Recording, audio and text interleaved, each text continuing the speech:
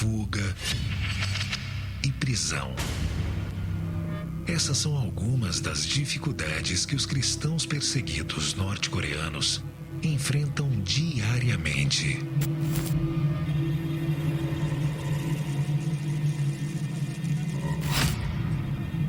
Em 1950, minha casa foi destruída durante a Guerra da Coreia. Foi uma época muito difícil de se viver.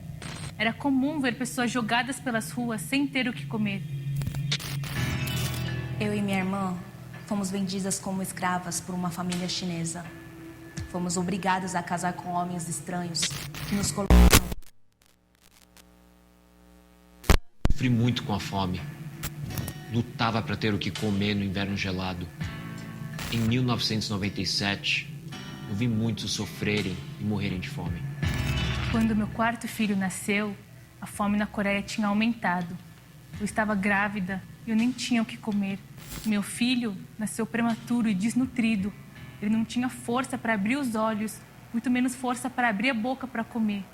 Foi um milagre de Deus ele ter sobrevivido. Eu engravidei. Um dia, quando eu fui ver minha irmã sem autorização, fui espancada pelo meu marido. Estava grávida de 9 meses. Quando eu acordei, estava toda suja. E fui capturada por 5 agentes e arrastada para um escritório. Fugi para a China me arrastando, sozinho, no rio congelado que separa os dois países. Na China, trabalhei dia e noite durante alguns anos. E a vida só passou a ter sentido quando conheci o Evangelho. Hoje, eu moro na China. E foi aqui que eu tive meu primeiro contato com a igreja cristã. E agora eu sei que o governo norte-coreano matou milhares de pastores e missionários cristãos e proíbe impetuosamente o cristianismo de crescer. Passei por diversas prisões e cidades com temor de ser morta ou perder meu filho. Eu só conseguia lembrar da minha avó orando quando era pequena. E me apeguei a essa proteção que ela pedia em orações. Comecei a ler a Bíblia e a orar. E agora estou certo de que Deus estava me protegendo e me trouxe em segurança. Eu quero compartilhar da graça de Deus com todos na Coreia. Nós precisamos orar pelo povo norte-coreano. Quando fui liberta, estava na China e fui exposta à palavra de Deus. Hoje eu sei que eu estou viva graças à vontade de Deus. Eu memorizei mais de 1000 versículos e participei de treinamentos missionários. Agora, aguardo ansiosamente para voltar para a Coreia do Norte, para divulgar o Evangelho.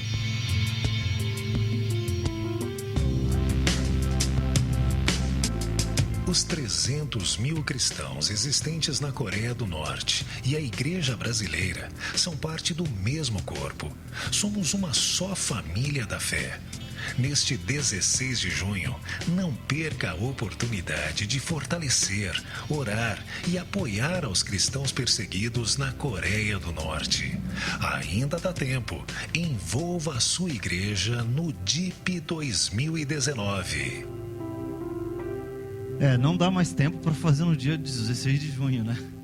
Você sabe que a gente não fez esse ano o DIP, que é o Domingo da Igreja Perseguida. É um domingo onde a igreja no mundo inteiro se reúne, organizado pelo Ministério Portas Abertas, para orar pela igreja que se encontra em países onde a perseguição ao Evangelho é muito forte. Que pode levar, inclusive, tortura, prisão, enfim, uma série de coisas terríveis que a gente sabe que não são boas, né? Mesmo você nunca vivendo isso, você sabe que não é bom. E a gente deixou justamente para fazer nesse mês de setembro, por causa da conferência, e porque semana que vem nós teremos a presença de um coreano aqui, que fugiu da guerra, a sua família fugiu da guerra nesse período. Tá? Então eles eram da Coreia do Norte e fugiram para a Coreia do Sul, de lá vieram para as Américas, né? Ele veio estudar teologia, hoje ele é pastor, professor do seminário Palavra da Vida. Ele é professor das matérias de Antigo Testamento e também de línguas do Antigo Testamento, no caso hebraico, né? Alguma coisa de aramaico, mas ele mais em hebraico, que é a maioria do texto do Antigo Testamento que a gente tem no original, né? Então o professor Jang, ou o pastor Jang, como preferir, estará conosco aqui semana que vem, tanto na EBD, na parte da manhã, a partir das 9h30 da manhã, quanto no culto da noite também, às 18h30, tá bom? Então ele estará com a sua esposa aqui, falando um pouquinho como foi esse período, contando o testemunho e falando também sobre a realidade lá, contando detalhes sobre a sua família, enfim. Vai ser um tempo bem especial também, tá? Eu quero pedir que você, nesse momento, feche os teus olhos, gaste aí um minutinho orando pelos nossos irmãos que nesse momento estão em situações até desconhecidas. Que infelizmente o regime comunista lá no país, na Coreia do Norte, não permite que os que estão dentro saibam, tenham informações do mundo lá fora, e nem os que estão aqui fora saibam o que acontece precisamente lá dentro da Coreia do Norte. Ore por isso, querido. Ore pelos irmãos que estão lá, pelas pessoas que sofrem por um regime que persegue e destrói a vida das pessoas, com o propósito de implementar uma ideologia que é totalmente contrária àquela que o nosso Senhor nos deixou, né? Um governo que é totalmente contrário àquele que o Senhor quer que tenhamos nele.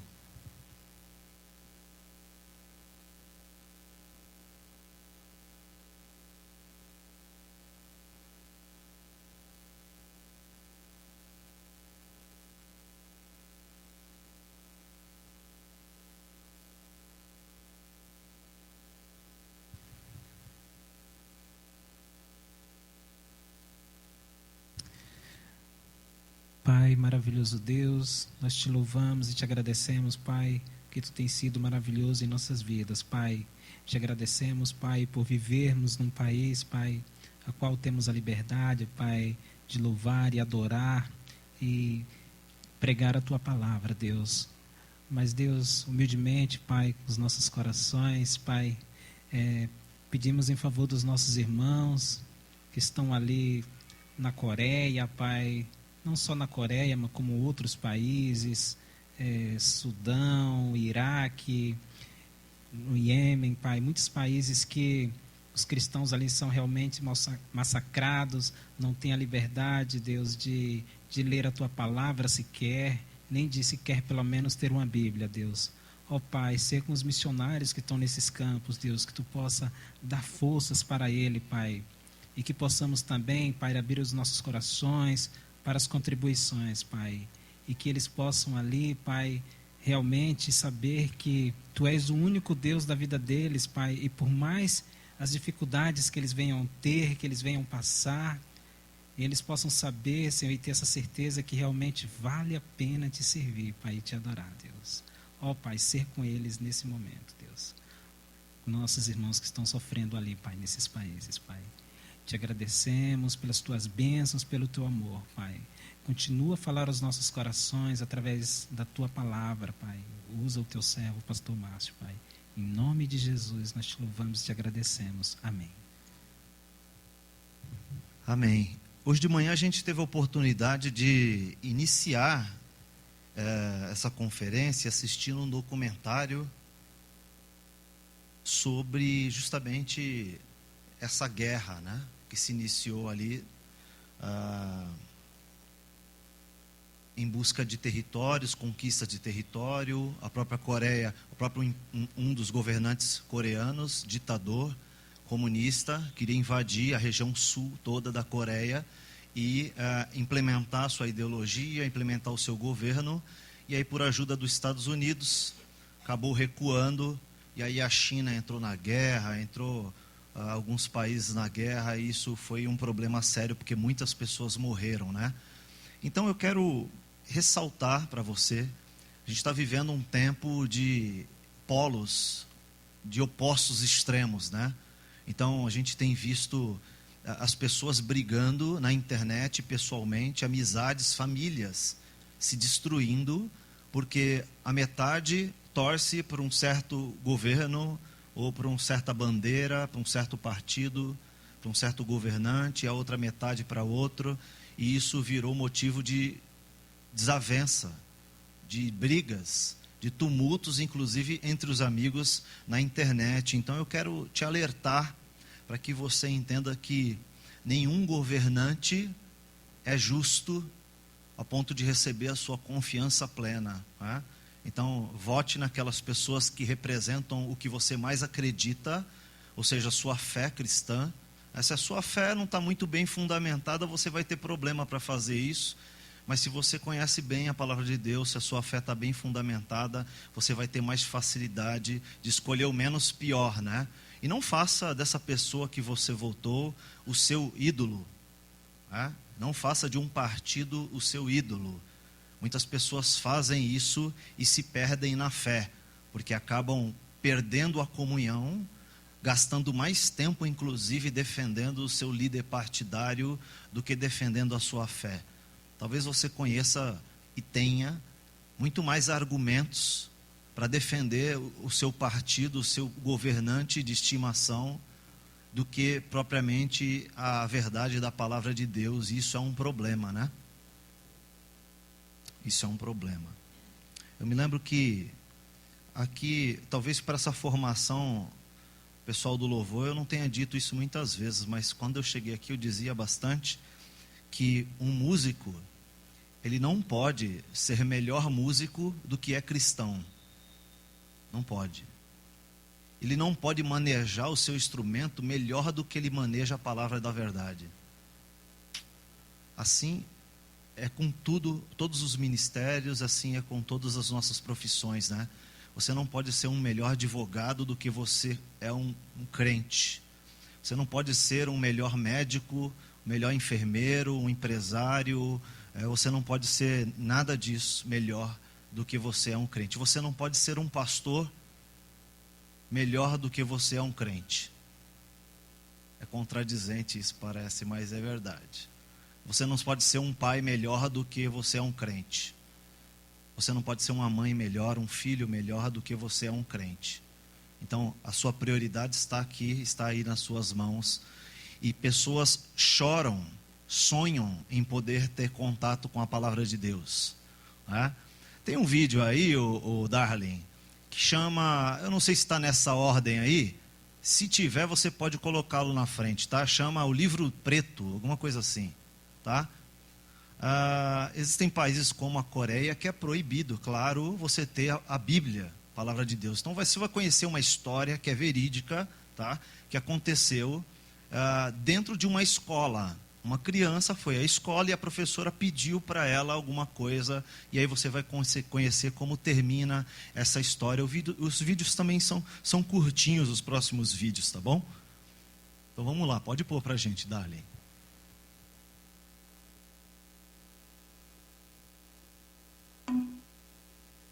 Coreia do Norte é o pior lugar do mundo para ser um cristão.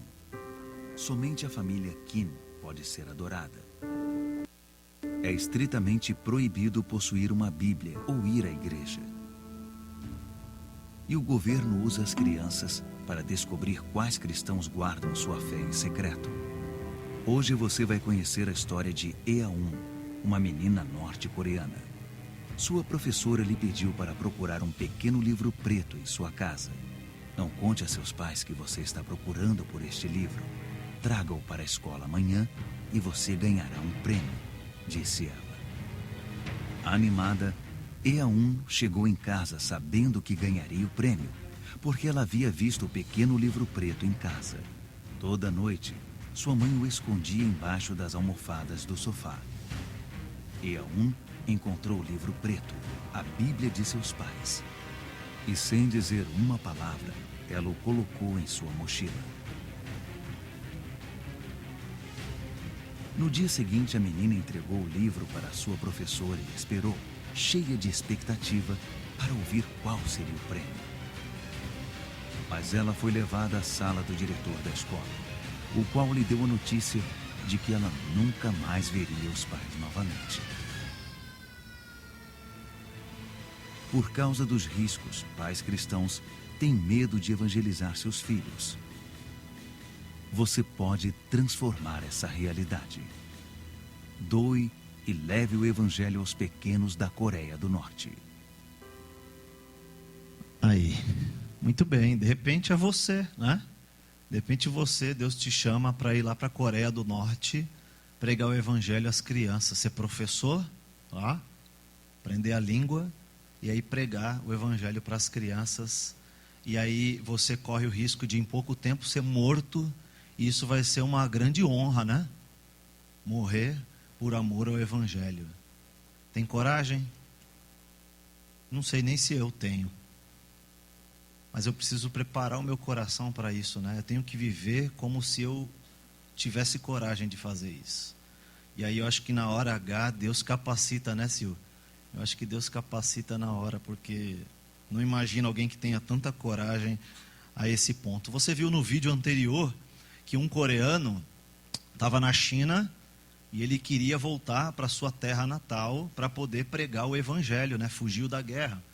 E aí ele disse que decorou mais de 1000 versículos. Foi isso? 1000 ou 2000? Não me lembro, acho que foi 1000, né? Ele decorou 1000 versículos porque ele sabia que não podia entrar com a Bíblia lá.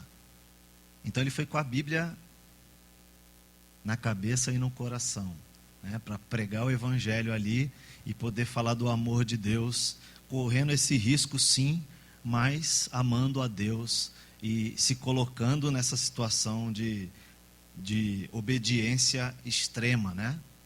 Obediência extrema. Talvez foi isso que Paulo fez, quando ali de um capítulo para o outro, em Atos, o seu nome muda de Saulo para Paulo, né?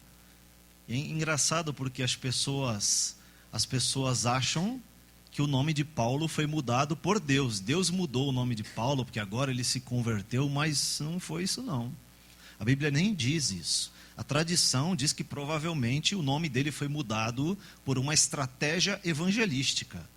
Provavelmente existiria um outro Saulo para onde ele estava indo, que poderia ser confundido, ou provavelmente a igreja lá não o receberia porque conhecia a história de perseguição de Saulo para com os cristãos. Perseguiu e viu inclusive Estevão ser apedrejado e estimulava a morte e a perseguição de outros cristãos. Então parece que foi uma estratégia mesmo evangelística a mudança do nome dele e indo para um lugar extremo onde o evangelho não era bem aceito. Paulo foi preso algumas vezes, inclusive a sua última prisão foi uma prisão mamertina, né? Aquelas que é um poço, joga a pessoa lá dentro, poço fundo, e vai jogando comida de vez em quando lá, sujeira, fezes, tudo lá dentro, até esperando a sua morte, né? Não foi uma vida fácil. Aí você vê as cartas que Paulo escreveu, como Filipenses e outras tantas cartas ali no final da sua vida, prestes a morrer, e ele falando de alegria, de serviço, de amor a Deus, amor ao reino, em momentos de extrema perseguição. Se você olhar o pano de fundo histórico, você vai ver que existiram imperadores romanos que eram terríveis contra cristãos. O próprio Nero, né? Matava cristãos, matava familiares, inclusive, por sua raiva, por seu ódio, por sua maldade, né? E perseguia cristãos ferrenhamente a ponto de matá-los, né? Muito bem, tem mais um vídeo, Darlene, aí na sequência agora, por favor, coloca pra gente, vai falar um pouquinho mais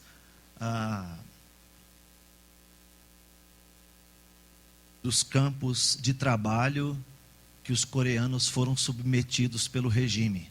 Vamos ver. O trabalho físico era difícil, mas o mais difícil era não ter liberdade de fé. Não podíamos orar livremente.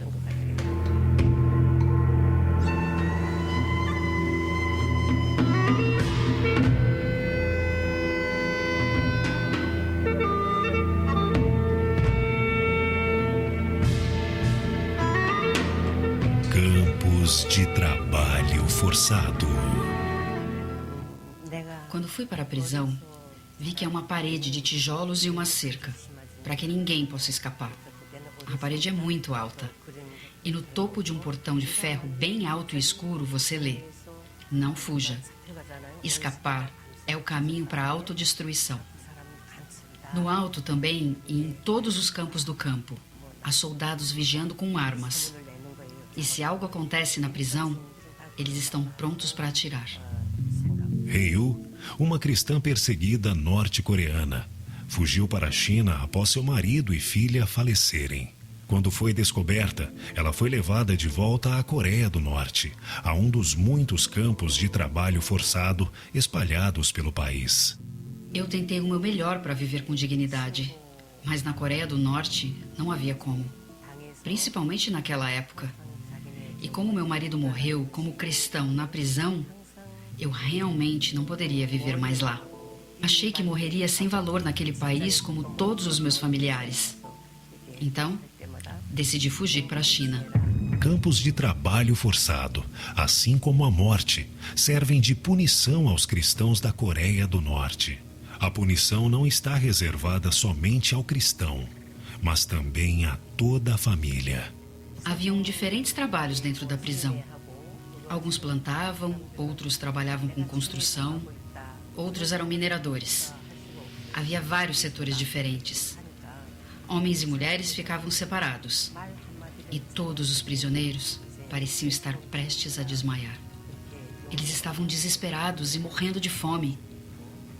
Cada um recebia apenas um punhado de milho para comer. Qualquer um que se tornasse parte daquele grupo não sobreviveria por mais de 6 meses. Como a maioria não tinha fé em Deus ou qualquer coisa da qual dependesse, muitas pessoas acabaram morrendo. Então, coloquei minha fé em Jesus, que prometeu estar comigo mesmo no caminho mais escuro. Fiquei tão emocionada, porque o Senhor me disse que me ajudaria. Porque Ele me disse para eu não me preocupar. Eu poderia atravessar a cerca com fé de que eu não morreria. Eu orava no meu coração no meio da noite. Enquanto as pessoas estavam dormindo na prisão, eu acordava para orar em silêncio. Orava por todas aquelas pessoas que não sabiam sobre Deus. Eu orava para que Deus protegesse a igreja clandestina que meu marido iniciou ali. Para que o governo perverso desmoronasse e a liberdade de fé chegasse à Coreia do Norte. Orava para que a idolatria que persiste por gerações desaparecesse e que as pessoas se arrependessem, para que a prisão se quebrasse também. Apesar do cenário global apontar para mudanças no relacionamento com a Coreia do Norte, não existem sinais de melhora para as vidas dos mais de 300 mil cristãos no país. Estima-se que hoje, mais de 50 mil deles estejam em campos de trabalho forçado. É por causa da graça de Deus que alguns saem da prisão vivos e que eu sobrevivi no meio daquela solidão. Deus me disse para compartilhar e sacrificar. E Ele também me disse para evangelizar. E enquanto eu espalhava o evangelho, Deus protegia a igreja clandestina.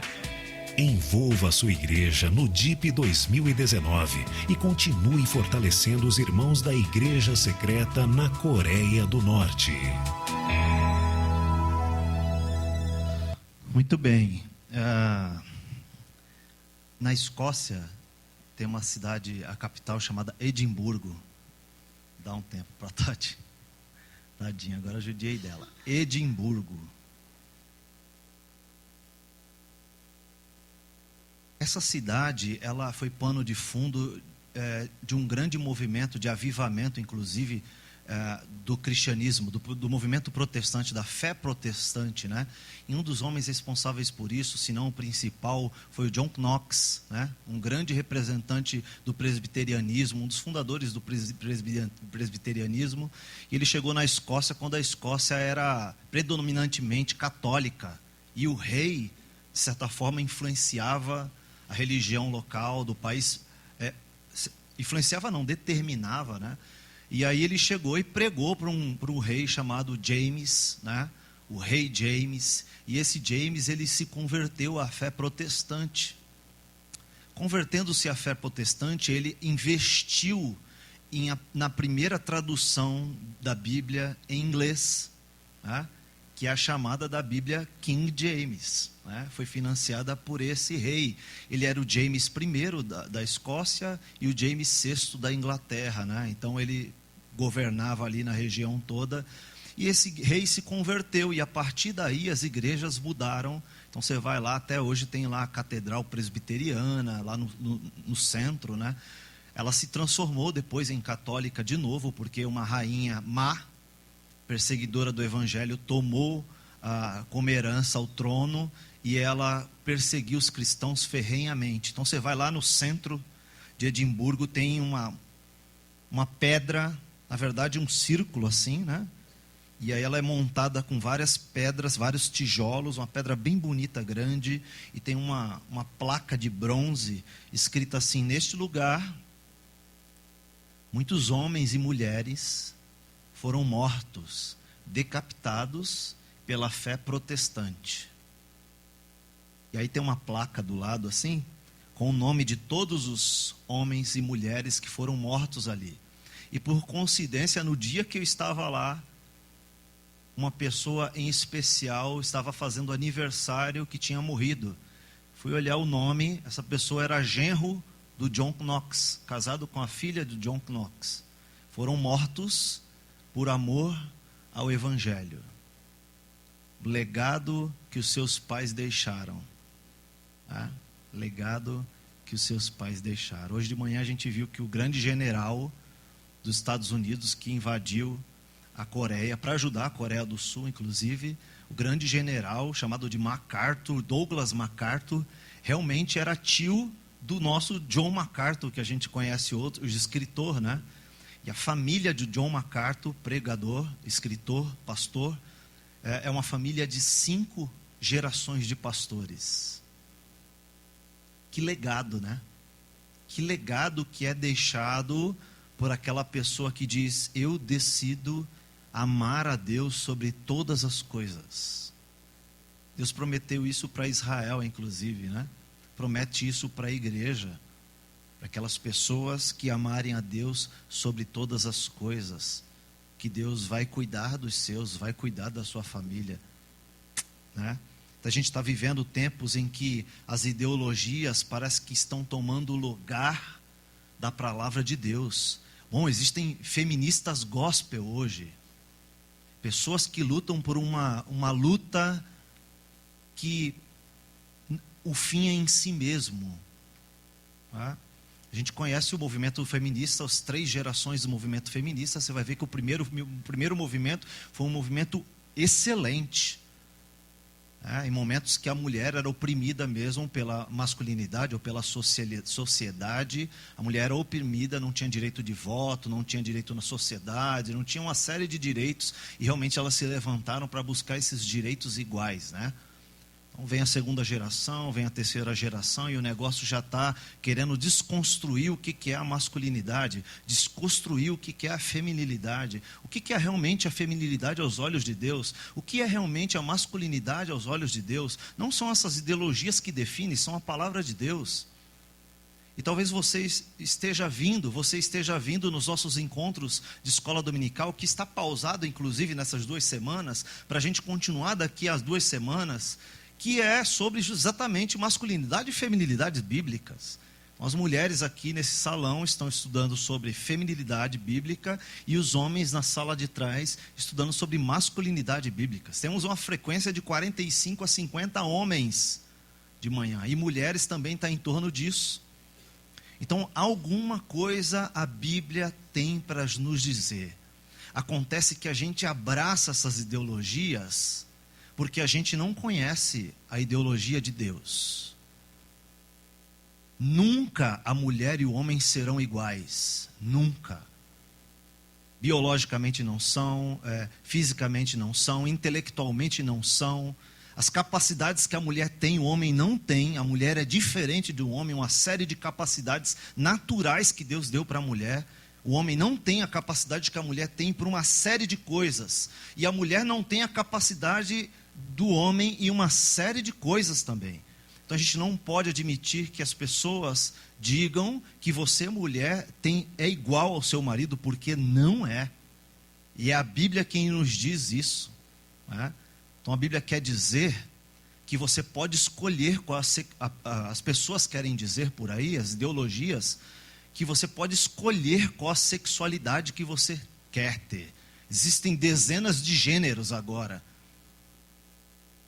E não é isso que a Bíblia diz. A Bíblia diz que Deus criou-os à imagem e semelhança dele. E os criou homem e mulher. E ali na acepção das palavras macho e fêmea. Então veja que quando você não conhece as Escrituras, essas ideologias vão te levando. Vão te levando. Existe uma ideologia também que quer colocar os negros contra os brancos e os brancos contra os negros. É claro que existiram movimentos racistas e realmente existiram, e a gente não pode negar isso na história. Isso é cruel demais, muito cruel. E a pregação da palavra diz que não há diferenças nesse sentido. Que nós somos herança, ou somos gerações cujo nosso primeiro exemplar foi Adão. É assim que a Bíblia diz. Todos nós viemos de Adão. Então, aos olhos de Deus, não há diferença entre nós, entre tonalidades de pele. Alguém fala raça negra, raça branca, não existe isso, gente. Talvez etnias, sim. Agora, raça é uma só, a humana. Foi assim que Deus nos criou. Não é verdade? Então veja que o mundo está pregando algumas ideologias para você, né? Talvez o guarda, o policial já não tenha nem tanta importância para você mais. Talvez você nem respeite mais a autoridade dos seus pais, do seu pastor, né? Talvez você não respeite nem quando uma pessoa está falando, você não consegue prestar atenção. Você não consegue respeitar um professor, você não consegue respeitar um policial, você não consegue respeitar uma autoridade colocada sobre você. Você acha isso legal, você acha isso descolado, mas não é isso que a Bíblia nos ensina. A Bíblia vai dizer que você tem que se submeter aos seus governantes, os escravos aos seus senhores, as mulheres aos seus maridos, os homens às suas mulheres. Todos se submetam uns aos outros. Paulo diz isso aos Efésios, né? Mas você é tão cheio de si e tão cheio de ideologias que você não consegue se submeter à palavra de Deus. E eu te provo como. Qual foi a última vez que você leu a sua Bíblia? Qual foi a última vez que você orou? Qual foi a última vez que você pregou o Evangelho para alguém? Talvez não estejamos tão dispostos assim a ser representantes desse reino. Paulo vai dizer que nós somos embaixadores. Sabe o que quer dizer isso, querido? Que você é um representante nessa terra de uma pátria que não é essa. Você está aqui de passagem e você não pode se envolver com as coisas desse mundo. É claro que existem coisas que você não pode deixar de fazer, não pode deixar de trabalhar, não pode comprar roupa. E eu não estou dizendo que você tem que ser um asceta religioso, não. Aquele que vive recluso numa caverna ou num lugar escondido para buscar assim o relacionamento com Deus por causa da humildade financeira, vestir roupas de saco. Não é isso que eu estou dizendo. Estou dizendo que a tua prioridade não pode ser as coisas desse mundo. De repente você vê um irmão necessitado, o que você faz? Você dá uma das 2 túnicas, ou você quer colecionar 5 túnicas? Né?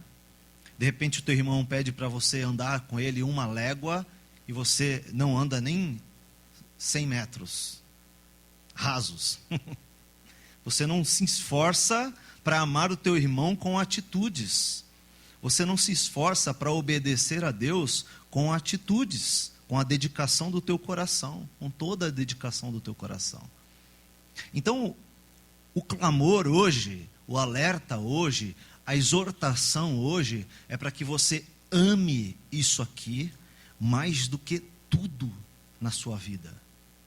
Mais do que sua roupa, mais do que o seu penteado, mais do que o seu sorriso, mais do que o seu perfume, mais do que o seu carro, mais do que os seus filhos, mais do que o seu marido, sua esposa, seu namorado, seu emprego, seus estudos, sua profissão. A palavra de Deus nos chama a atenção porque a gente deve priorizar a palavra de Deus. Quando Pedro diz assim para Jesus: Jesus, para onde eu irei se só o Senhor tem palavras de vida eterna? Talvez caiba a pergunta aqui: para onde você está indo? Você está buscando palavras de vida eterna ou palavras de vida limitada? Em que lugar, em que pessoa, em qual líder, em qual ideologia, em qual pensamento e quais pensamentos e ideologias desse mundo estão te fazendo subjetivar a palavra de Deus. Talvez uma das principais vertentes do pensamento pós-moderno é: não existe verdade absoluta. Então você vai conversar com um casal que tem problemas, você vai dizer, as pessoas dizem lá fora, existe a verdade de um, existe a verdade do outro. A verdade absoluta não existe. O ideal é os dois chegarem no senso comum. Não, existe a verdade absoluta, sim, que é a palavra de Deus. A palavra de Deus diz assim, ó, e conhecereis a verdade, e a verdade vos libertará. Jesus disse, eu sou a verdade. Eu sou a palavra, eu sou o verbo, aquele que existe desde o início. João inicia o evangelho de João dizendo, no princípio ele, Jesus, era o Logos de Deus, o verbo. O verbo estava com Deus e o verbo era Deus lá no princípio. Talvez a tua fé esteja tão rasa que você nem acredita mais que Adão e Eva existiu mesmo. Talvez você é daqueles que pensa que Adão e Eva é só uma historieta, só uma história, ou só um conto, só uma fábula para representar um momento de início da humanidade. Talvez você acredite também que aquele dente encontrado do Ramapiteco, né, foi possível de formar toda aquela estrutura óssea e que ele existiu há não sei quantos bilhões de anos lá atrás. Talvez você já saiba que o carbono 14 não é capaz de equalizar todo esse tempo, identificar todo esse tempo de idade, né? Talvez você acredite mais numa pseudociência do que na verdade da palavra de Deus. Talvez você, cristão, comece até a acreditar em OVNIs, em ETs. E você não consegue identificar na palavra de Deus qual é a possibilidade dessas aparições. O que a Bíblia diz sobre isso? Talvez você não consiga fazer isso. Sabe por que tudo isso, querido? Porque você não tem colocado a palavra de Deus em primeiro lugar. É por isso que há 10, 20, 30 anos atrás, a gente fazia cruzadas evangelísticas, e eu digo a gente, a denominação batista, a gente ia para algumas cidades e todo mundo, todas as igrejas iam para aquele lugar e faziam uma cruzada evangelística gigante, vários ônibus chegando, e hoje você não vê mais isso. Hoje você tem vergonha na escola de falar que você é crente. Você fica, adolescente, jovem, solteiro, você fica com as meninas na escola. Você fica com os meninos na escola. Talvez você não acredite tanto assim na palavra de Deus, né? Talvez naquela hora da piadinha maliciosa você ri também. Você se envolve. Aquela borrachinha que passa com as respostas, sabe? Tentadoras, A, C. Não, 1C, 2B, 3D, 4A. Sabe? A borrachinha chegou na sua mesa como não quer nada. Aí você passa, mas você deu aquela olhadinha na C que você tinha dúvida e você viu que estava errada e você mudou na sua prova. Né? Tentações. Talvez a sua tentação seja em relação a dinheiro, aquela proposta de um amigo fazer uma sociedade com um amigo não crente, e você não sabe o que a Bíblia diz sobre esse tipo de sociedade, então você se enfia naquela sociedade e você quebra a cara, né? Talvez aquele relacionamento com um descrente, você decide casar com uma pessoa que não obedece à palavra de Deus e você vai ter problemas para o resto da vida. Mesmo que essa pessoa se converter, você adiantou um processo que seria, já tem definido, e você adiantou para suprir as suas próprias vontades, e lá na frente você vai enfrentar marcas profundas desse tipo de relacionamento que Deus não aprova. Talvez quando você vai declarar o seu imposto de renda, você também se sente tentado com raiva do governo porque te rouba tanto. Então você vai lá e coloca aquele seu avô que morreu há 37 anos como dependente seu, para você poder lucrar um pouquinho mais. Você chega lá com a sua empresa, vai viajar e vai almoçar naquele restaurante, e o restaurante te oferece uma nota pelo triplo do valor que você comeu. porque você é reembolsado quando você voltar. Não sei se isso tenta o teu coração. Não sei se na hora da tentação, do pecado, da luta, você se lembra daqueles 1000 versículos que você decorou para encontrar refúgio e solução para as loucuras do seu coração. Eu quero falar um pouquinho do capítulo 28 de Atos, exatamente no versículo 19. Portanto, vão e façam discípulos de todas as nações, batizando-os em nomes do Pai, do Filho e discípulo do Espírito Santo. Ensinem esses novos discípulos a obedecerem a todas as ordens que eu lhes dei. E lembre-se disso, estou sempre com vocês até o fim dos tempos. Talvez você não tenha priorizado fazer discípulos, né? Veja que é uma ordem para todos os cristãos. Você quer ser um cristão, você quer obedecer a Jesus. Lá atrás ele disse: negue-se a si mesmo, tome a sua própria cruz e siga-me. Depois disso ele vai dizer, olha, lá na frente, capítulo 28, ele vai dizer: querem ser meu discípulo? Façam outros discípulos, assim como eu fiz com você. Ensinem outras pessoas sobre o Evangelho. E não é entregar aquele panfletinho escrito Jesus te ama com carimbo da igreja atrás, com uma mensagenzinha, com uma paisagem de árvores e jardim, não. Você tem que discipular pessoas, ensinar com a sua vida, com as suas palavras, com o Evangelho. Onde você estiver, você é um missionário. E você tem a responsabilidade de amar a Deus a ponto de entregar sua vida por Ele também. Faça isso pela sua esposa, faça isso pelo seu marido, faça isso pelos seus filhos, faça isso por Deus, faça isso por obediência ao Evangelho. Não sei se você vai sair daqui hoje dizendo assim: Márcio, quero ir para a Coreia. Talvez nem eu vá. Mas se for você, Deus vai colocar no seu coração esse desejo incontrolável que você não vai saber viver sem ir para a Coreia. Talvez você não saia daqui com esse sentimento, mas eu gostaria que você saísse com esse senso de responsabilidade acerca do conhecimento da verdade e a transmissão dessa verdade. Essa é tarefa nossa, minha e sua. Tanto que os discípulos lá em Atos esperam a descida do Espírito, são capacitados para pregar o Evangelho. E a partir dali inicia uma era da igreja em que muitas pessoas se convertem por causa da pregação do Evangelho.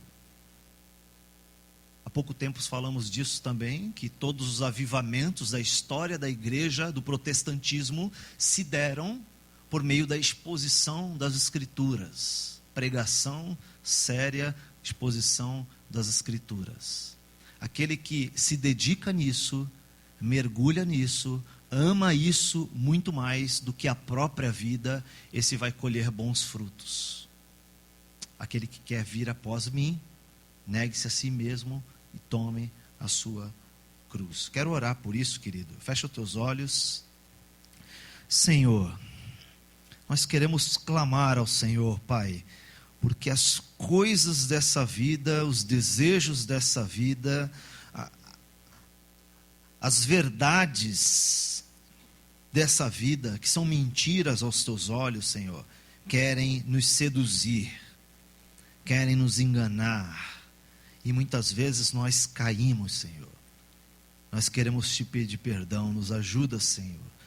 Nos ajuda a entender que nós temos uma grande responsabilidade depois de salvos, depois de redimidos, justificados, restaurados.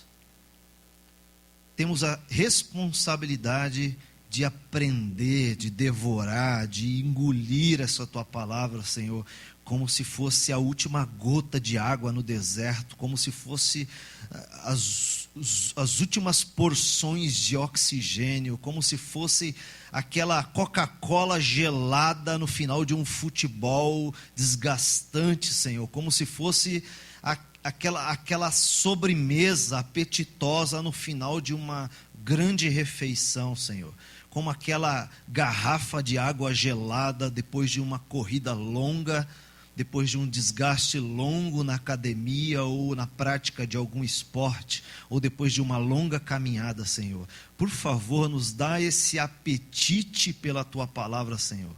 Por favor, Senhor, gastamos tanto tempo com redes sociais, com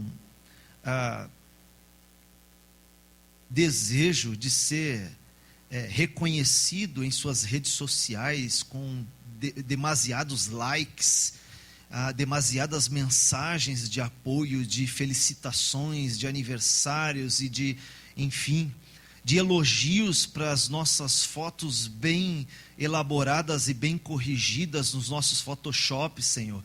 Que a gente deseje muito mais a Tua palavra e tenhamos sede da Tua palavra, muito mais do que o desejo de tirar a primeira carta de motorista, de dar o primeiro beijo na boca de uma menina e de um menino, Senhor. Que nós desejamos a Tua palavra muito mais do que o desejo de conquistar e acumular em bens o primeiro milhão, o segundo milhão. Que a gente deseje muito mais, Senhor, a Tua palavra e tenha mais sede da Tua palavra do que o planejamento e o desejo de ter aquele carro zero cheirando a novo, Senhor. Por favor, Senhor, nos ajuda a priorizar a Tua vontade em nossas vidas. É desejando todas essas coisas que os nossos corações se desviam da Tua palavra, Pai. Deixam de congregar, deixam de amar o irmão, deixam de vigiar, de obedecer ao Senhor, de amar os familiares, de amar o cônjuge, de amar os irmãos, de amar a igreja, de amar os relacionamentos, de amar, Senhor, tudo aquilo que vem de Ti e da Tua palavra, Senhor. Tem misericórdia, te pedimos em nome de Jesus. Amém. Amém, queridos? Nós temos um último vídeo. Pode colocar para a gente, Darlene, por favor?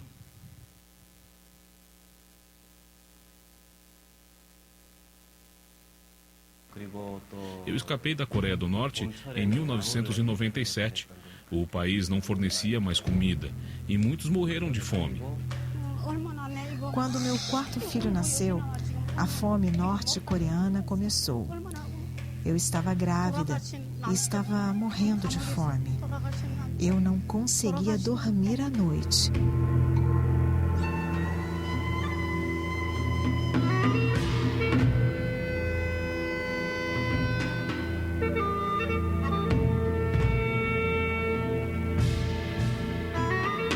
A fome na Coreia do Norte.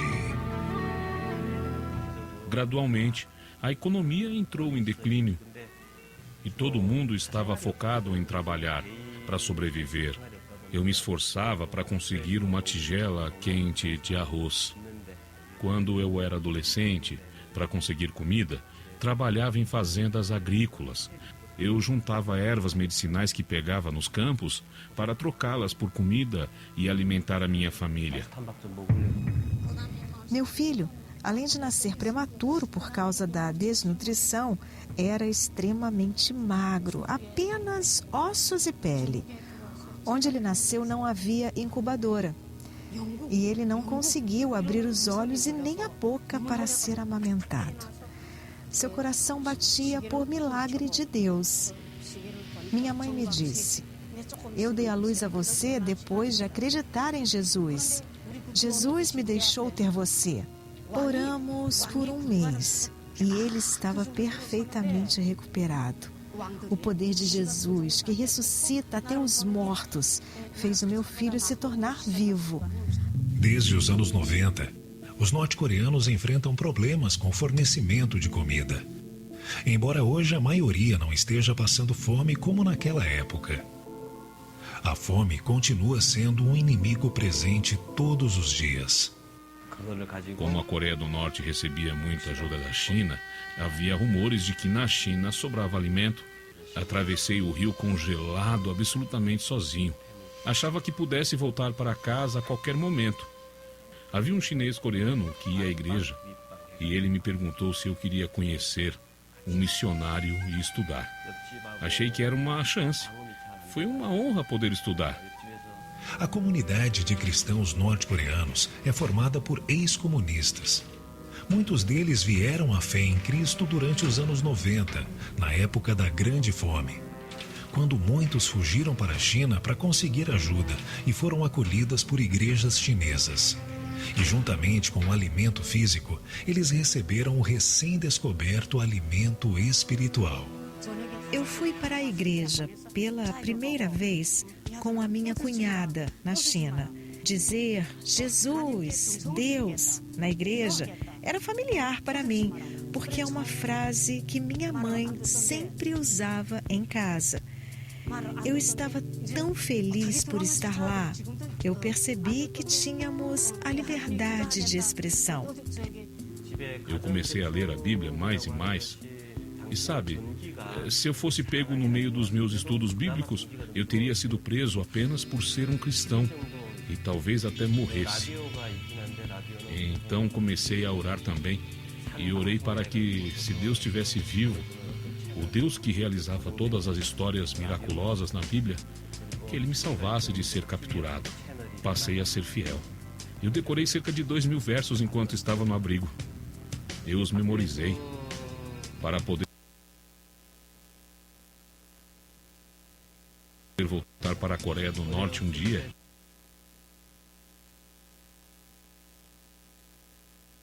Sem a Bíblia. Dou graças a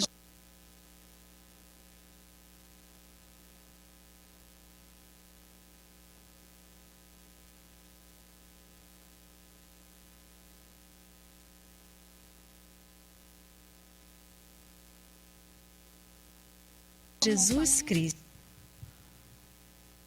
Dá um refresh lá em cima, o Darlene. Aí depois a gente coloca aí. Deve ser a internet. Do lado do browser lá, ó, aquela setinha redondinha lá. Ó. Que nos permite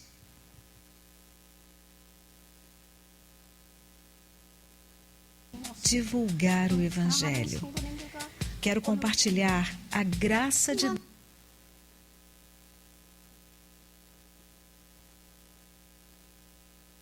Ok, tudo bem. Perdemos o finalzinho aí, não tem problema, tá? Eu quero te desafiar essa semana a você orar pela Coreia, orar pelos irmãos ali, orar pelas aquelas pessoas, né? Só pelos irmãos, pelas pessoas. Toda vez que você for almoçar essa semana, quero te desafiar a você orar. Quando você lembrar, você faz isso. Amém? Amém?